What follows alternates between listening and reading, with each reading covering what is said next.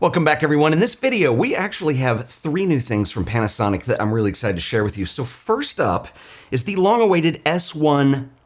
We also have a brand new lens. This is a zoom lens. It is a 24-60 f2.8.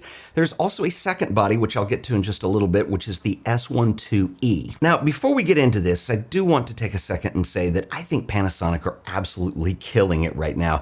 They're having an incredible year. Back in February, we saw the release of the S1R2, which I'm actually using to film this video on right now. I really love this camera, not just for video, but also for stills. It's 44 megapixels, so you got high resolution, performs extremely well in low light. There's very little noise and the dynamic range holds up. It's an excellent camera, and I think what we're seeing right now is Panasonic are doing their version 2s of their real heavy hitter cameras, and this is something that we've been waiting a long time for. So where does the S12 fit in with all this? So the big new feature on the S12 is going to be the brand new processor. So now we have a 24 megapixel partially stacked backside illuminated sensor. And this is really important because it greatly increases the readout speed of the sensor. In fact, Panasonic are stating that it is now 3.5 times faster than a standard CMOS. So this opens up a lot of possibilities of what we can do with this camera. For video, if you're shooting in 4K, you can now shoot up to 60p with no crop whatsoever. And you can actually shoot up to 4K 120p with a slight crop. For stills, we can do 10 frames per second with the mechanical shutter, which is blackout free, and it will also shoot up to 70 frames a second using the electronic shutter. Now, many of you know that Nikon is also using a partially stacked 24 megapixel sensor in the Z6 III. I do want to state though, having used both cameras, and this is not a statement that one is better than the other, but they are both completely different implementations of this concept. The cool thing about the S12 is we get 14 stops of dynamic range using V-Log, and there's actually a mode that reduces the readout speed just a little bit and will give you a full 15 stops if you want that. So while the concept is the same, the implementation is completely different than what we're seeing from Nikon. So alongside the S12, Panasonic has also announced a new lens. This is the 24-60 f2.8. Now, many of you may be wondering, we already have a 24-70 2.8 that's pretty good. Why would we want a 24-60? Well, I actually think there are three reasons that Panasonic has put this out. First of all, it is very compact. It is much shorter than the 24-70, so it's kind of amazing what those 10 millimeters will do. I still think you've got enough range to work with, but it is much more compact. The second reason is there is very little to no focus breathing on this lens. So if you're using it for video and you want to do rack focusing, you're not going to get a tremendous amount of breathing. It is very consistent and very steady. And the third reason, Panasonic won't state this or won't confirm it because it probably has to conform to a certain specification, but this lens, in my experience, is parafocal. So if I am out at 60 millimeters, I focus on something and I bring it back to 24, it's still in focus. Now, I don't have any information on the number of elements in here or what any of the inside technology is, but my experience with this is very sharp, very good. The bokeh is outstanding. It's a very versatile lens, and I really don't find myself missing that 10 millimeters on the long end that much. The other cool thing about this lens is we now have a custom function button that you can assign to pretty much anything you want. And the other cool thing about this is the focus ring on here is customizable. And what is really cool about this is when you're in autofocus, you know that your autofocus ring doesn't do anything. So you can actually assign this to do something different when you're in autofocus mode. So for instance, you could assign this to aperture. And the cool thing about the S12 is that now you can go in and you can assign it to aperture, but you can make that aperture up to 12 steps. And so you can really fine tune what it is that you want. My favorite use for this though is to assign it to do crop zoom, and this will work with prime lenses as well. So this is really cool. Depending on the video format that you're using, you're probably getting a lot of downsampling from the sensor.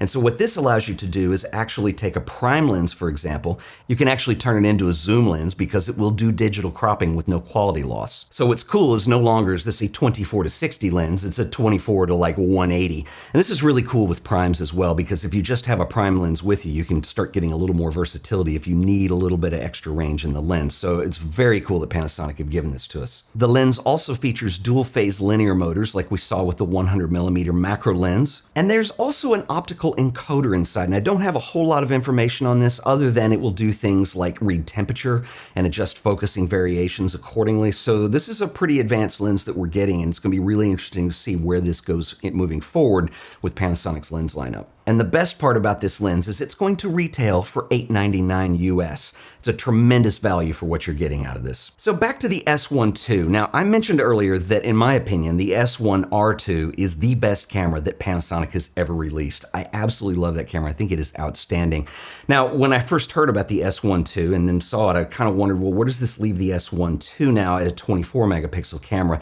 Well, this new partially stacked CMOS sensor makes a huge difference. And I think you could certainly make the argument the S1R2 is a 44 megapixel camera, and this is a 24 megapixel camera, that low light performance is going to be much increased on this. And I think that is true. I mean, I've been able to record up to 12,800 ISO with very little to no noise. It really is impressive.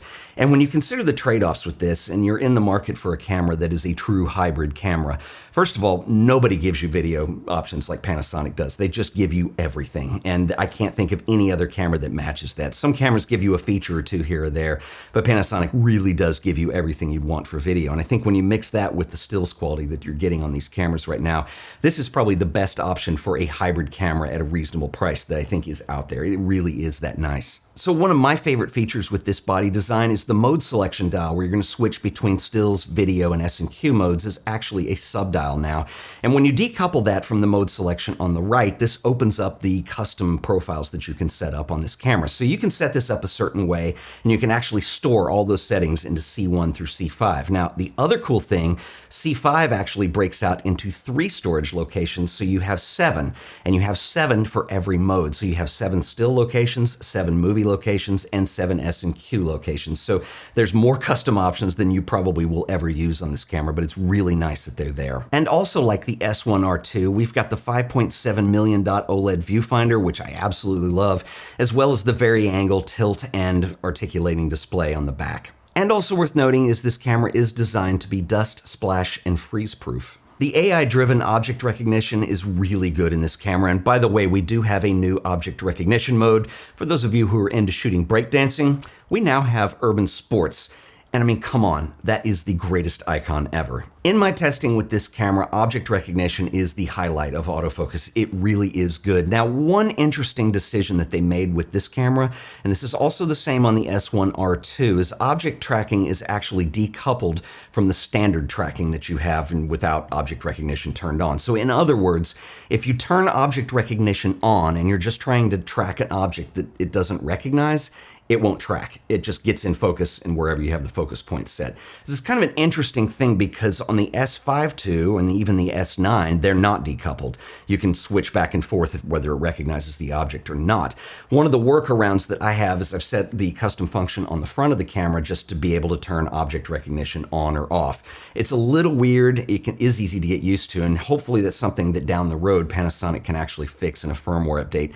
I think this holds true with any digital camera right now with autofocus systems. The only system that we've seen that actually kind of does object switching automatically would be the Sony A1II, and there's just a little delay while it tracks the object, and I think that is going to be a limitation of where we are with processors in most cameras right now. So I just want to mention this because it's a little bit of an odd workaround. The other thing that I want to mention is high-speed shooting. Now, this camera is capable of shooting 70 frames per second. In my testing, I've had it set to shoot RAW and JPEG, and the buffer is about 180 images. So you can imagine at 70 of them a second how fast that buffer is going to fill. So personally, I found that when the buffer starts to clear, you can continue shooting. And if you're using this in really short bursts and you need that, it will work. You're going to have to learn how to work with it a little bit. If you're just looking to gun stuff down at 70 frames a second, it's going to fill that buffer really quickly. So it's a little bit of a workaround right now, and it's going to require a larger buffer. I don't particularly shoot that way myself, so it's not that big of a deal. 70 frames per second is impressive, but it's way too many. You come home with like terabytes of stuff on a drive that you have to go through, and it's really not ideal. I kind of leave things in single drive mode usually, but if you wanted to get a burst mode, I think using slower speeds, you'll probably be very happy with this camera. Now, another comment that I want to make about image quality on this camera is kind of interesting, and I've talked to Panasonic about this. You know, when a new camera comes out, we get a spec sheet that comes with it, and things go on the spec sheet to inform people what the camera will do. And when it gets into imaging, there are a lot of things that don't necessarily quantify as a spec per se, and I do want to talk to that a little bit because the image quality, starting with the S1R2 and now with the S1II, really is outstanding on here. The raw files look absolutely beautiful. The color interpretation is some of the best I've seen seen out of any camera. The low light performance is really good. The contrast stays even throughout the entire ISO range for the most part until you get really high, but that's to be expected.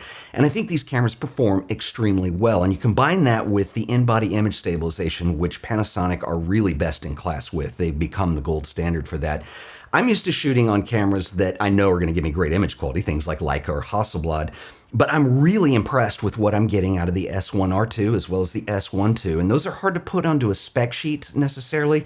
I mean, you can make the argument that Hasselblad do 16-bit files, whereas the S12 and the S1R2 are doing 14-bit files that, as long as you're using a mechanical shutter, once you do anything with electronic shutter, it goes down to 12-bit. I dare anyone to be able to identify the difference, especially in a print in the final form, but they are outstanding, and this is really hard to put on a spec sheet, but something that I wanted to make a note of in this video is that I think that Panasonic have been a little bit quiet in this area for a number of years. They're really worth looking at this point. I just think they're outstanding. You can shoot at speeds so slow. If I get down to a 15th of a second on a longer lens and it still stays steady, it exceeds the problems that I'm going to have with the camera. I get new problems if the subject's moving or a tree is blowing in the wind or something like that. So these cameras really can do way more than you'll ever need them to do, and I've been really impressed with both those. Now, I do want to talk about video also, and I think it's worth saying that Panasonic, as I mentioned earlier, give us everything. They give you the kitchen sink, and you can really dial this into whatever you want. So in terms of the resolution options that you get, the open gate options you get, the frames per second options you get, and now that we have a fast enough readout on this sensor that we could do things like 60p with no crop, I think that Panasonic just give you everything, and these are some of the best video capable cameras that you can find on the market, period. And now with the speed bump that you're getting on this new sensor, if you're shooting open gate, in other words, you're using the entire width and height of the sensor, so it's a 3:2 aspect ratio that you can use to crop in post, let's say, you can shoot up to 6K 10-bit up to 30p.